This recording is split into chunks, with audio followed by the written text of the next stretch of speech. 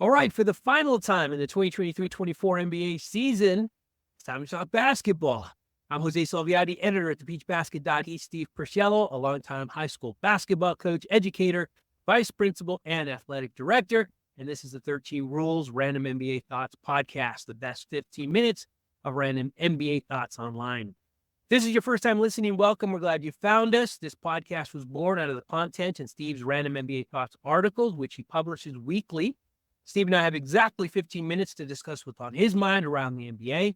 Today, we'll discuss his latest 13 Rules Random NBA Thoughts article with an obvious focus on the NBA Finals and the 18-time NBA World Champion Boston Celtics. Steve, are you ready? Ready. All right, let's start the timer. Well, actually, before I start the timer, I got to ask, because when I first, this is off clock, but I got to ask, the very first few sentences the very first sentence in your article was congratulations to the world champion Boston Celtics. And I got to ask you, did you enjoy writing that? Yeah, I guess I did. I enjoyed the process of watching them through the years get better. But yeah, of course, it was nice. You know, the championship's back where it belongs, so I do enjoy it. No, it's the right. With that as a little extra credit, we're going to start the timer now. All right. Let's see. Interesting. We're going to start with the Boston Celtics. They did win it all for the 18th time, and pretty convincingly. I mean, they did have that one loss, and it was an impactful one. And you called it out, right? You called out the one negative to the 2024 NBA champs was that 40-point loss. So it got me to thinking, right? The Boston Celtics have got a great history in the NBA. Where does this 2023-24 team rank? If you were to rank the Boston Celtics Hall of Fame, the best Boston Celtics team of all time, taking into account they lost an NBA Finals game by more than any other team that's ever lost a game in the NBA Finals. Where does this team rank? Well, they don't compare to the 86 team. This team probably has 3, maybe Horford, 4 Hall of Famers. That team had 5, counting Bill Walton. So, in that way, right away, that tells me something. I think Tatum's very good. I think Jaylen Brown's very good. I don't know if they don't come close to Bird, who's probably the best player of the 80s, or one of the best players, I'll say that. And then you had Parrish and McHale. It's pretty difficult. I don't think Tatum and Brown are comparable with Bird and McHale. So and then we didn't even mention Dennis Johnson. Right. So, they're a good team for modern basketball because with the salary cap rules and all the different rules that go with it, it is almost impossible to put a team together as good as those teams. Yeah. You have to pay 2 guys big money. Boston's paying 5 guys big money. So it's very difficult. You have to find a bench. I think that was Denver's downfall this year. Right. So all those factors work into it, but they are the best team put together right now in the NBA. It's an interesting point. Before we go on to the second talking point, I want to dive into this a little bit because, we talked a little bit about this before, but yeah, when you think back to those 80s teams, not just Boston's, but the Lakers team, you had 5 guys that were legitimate Hall of Famers. I mean, you can't see that anymore because of, a variety of different reasons. I hate to be that guy, right? Back in my day guy, we talked about this before, but are we ever going to see those kind of super teams again? It doesn't sound like it. With the salary cap, I don't see it because, usually you play 2 guys max money. You don't have money left. So I don't see it. I think like Boston's got a couple-year window to win a couple, but it's not easy. No injuries, nothing, and going wrong. Otherwise, you're out. And when we saw Boston was so good this year, so much better, Porzingis being hurt. They were still able to, they had plenty to win these games. So Porzingis is a really great player.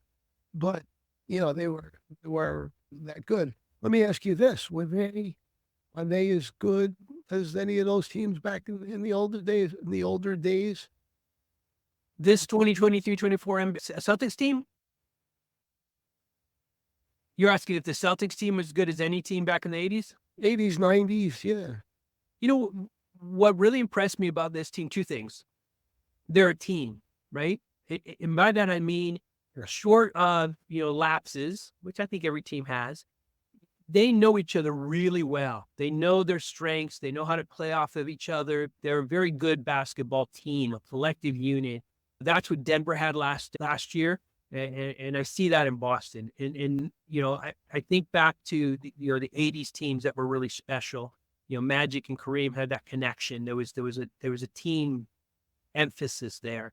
Boston has that. And the other thing, two things I said, the other thing is their defense. I mean, defense at times was smothering. I mean, I don't know how they got to contest some of those, Maverick shots. I mean, there was one, Nick, who's on the Beach Basket team, who does a really great film session breakdown for the Celtics. Just had one great focus on Kristaps. You mentioned him, Porzingis, just locking down Luka Doncic. I mean, locking him down, and it helps that he's so tall and so long, but you still got to, you got the footwork, you got to defend. And it seemed that everybody on that team, when it came time, defended. So I think they would fare well because of the defense alone. I think this team is very good, very athletic. And I was going to follow up. You kind of already answered it, and we do have to get on because we got a couple more things to talk about in your article, but you said their window's 2 years? You don't think? Oh, a couple of years, 3 or 4 maybe. Depend. I know Holiday signed for 4 more years. They're going to try to get White this year and get him for 3 or 4 more years. Porzingis has got 2 more years. And they're going to have a problem with big people because Horford doesn't have a lot left. He might have another year or two, but not a lot left. They're going to have to, and when Porzingis is hurt, they have to get someone that can fill in like Horford and down the road that can play extensive minutes. I don't know if they have anybody on the roster right now, and they don't have a lot of money to pay somebody. So unless they draft somebody, they're going to have a problem. So there's limits on what they can do. Yeah. You hit on something. Boston has figured out a new way, the new modern basketball game. 5 years ago when Stevens was coaching and he had the big man play up on the top and set screens, kind of blew my mind because I always thought the big man should be on the post. And what it did, it transcended into now, if you're a big, if you're 6'10", if I'm your college coach, I'm teaching you how to shoot threes. Yeah. That's how you'll survive in the NBA. But that changes the game because when Horford or Porzingis are out there, you can't, if you drop somebody down, somebody's going to be open. And that's what, unless you go to ISO ball, which Boston will do, which isn't good, you're going to be able to pick them apart because one of those got a couple threes. Yeah. Yeah. The evolution of the game is fascinating. You watch, 1980s basketball and you'll be amazed. You will see 10 players inside the 3-point line. The line's there, but they're ignoring it. The game has just changed so dramatically, and the Boston Celtics are just optimized for the way the game is being played today, undeniably. Let's move on from one point. Go ahead. And this is an interesting thing. In the playoffs, you saw how Boston went after Luka and made him guard through high screens, made him guard the ball. And I'm going to go back to Shaq. What if somebody did that to the Lakers? What might have happened? That I don't know if they did it back then. I'd have to watch a tape of it. I think or two. But if they made Shaq go out to the perimeter and guard somebody, what would have happened? Yeah. I don't think he could have stayed with me. Yeah. I mean, the saving grace for Shaq back then is the guys that he was guarding had no business out there either, right? So yeah, that's a great point. And again, that speaks to the evolution of the game. And question I hate, right? Would Hakeem Olajuwon, how would he have fared today? How would Bill Russell have fared today? How would Wilt Chamberlain have fared today? It's a different game. It's a different game. They dominated in their era, and that's all you can expect someone to do. All right, let's move forward because the shot clock is running, and we wouldn't have a 13 Rows podcast without bringing up the Los Angeles Lakers. And this is on you because you wrote about it. JJ Redick is the new Lakers coach, so I got to ask you your thoughts. Is he the new Pat Riley, or is he the next Darvin Ham, Frank Vogel, or is he something else? What do you foresee for this Give me Riley if he gets Magic Johnson, James Brown,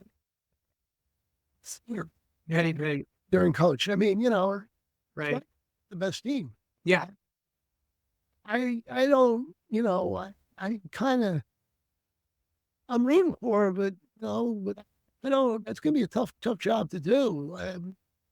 It's difficult, and my question to you would be, of the 3 jobs that were open, I'm not saying Riddick could have chosen his job, but my question back to you is, of the 3, which would be the worst job to take with a 4 or 5 year contract?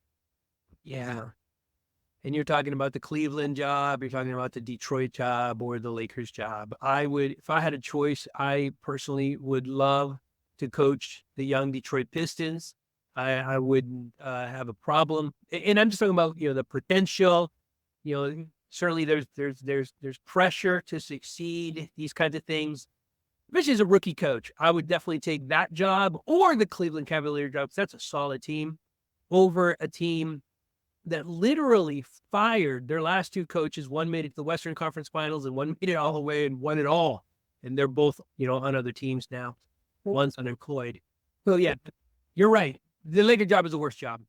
It makes you think about chemistry of the Lakers, because those guys are kind of babyish with it. When things go wrong, they blame everybody else but themselves. And that's one of the positive things about Boston, where those guys all played the game and cared about winning and took it on their shoulders if they didn't play well. With the Lakers, somebody eats a sandwich in the corner, and they don't go in the huddle or whatever it may be. Yeah. Not a good thing, and it's not a good chemistry. All right. With apologies to Laker Nation, the Boston Celtics have got bragging rights. All we can do is just grin and bear it. So there you go, Laker Nation. We'll move on. The next talking point, we're running out of time here. Can the Mavericks get back to the finals and win it if their best player is a liability defensively? You called out Luka a little bit. Phenomenal offensive player, but you said it earlier on this call. They attacked him defensively. Can the Dallas Mavericks win it all with that liability? I think they could if he took defense a little more seriously, and I think more importantly, if he got himself in better shape. And he left referees alone, of course. But I think he's one of the greatest offensive players I've seen. Yeah. He's almost, and this is hallowed grounds, but I almost put him in the Birds. He's got to win a few to get there, but he's close. And if he's not, some people might say he's better. But I think, and I know his usage rate is high, and I understand all that, but he's got to do a better job defensively. And I think he knows it deep down, and I think he understands it. I think he's mature enough, in the quotes I've read, that he understands there's more responsibility he's going to take. So I think he'll try to, but again, we'll see what kind of shape he's in next year and all the little things. One other thing, though, I give him a ton of credit, because he played those games. He was hurt. Yeah. Took a shot in the ribs, and as J.B. Bickerstaff pointed out on a show this week, he said, Jared Allen wouldn't take that shot. He did. And, says a lot about him and his want to win. And it's not a shot at Jared Allen as much as what Luka did, because everybody knows painful ribs. Ribs are very painful of it. Problem. So I give him a world of credit, but there's still ways to go. Yeah, it's just a tough thing to start to dissect the guys, on the team that made it all the way to the NBA Finals. But unless you win it, that's what your offseason is all about. So tough position to be in for the Dallas Mavericks, and the West is so tough. I don't know that I see them back next season, but we'll see how things sort out over the offseason.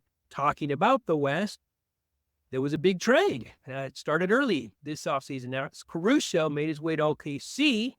You called that out in your article. I think that's a match made in heaven. In your article, you mentioned the odd fit of Giddey in Chicago, and I agree.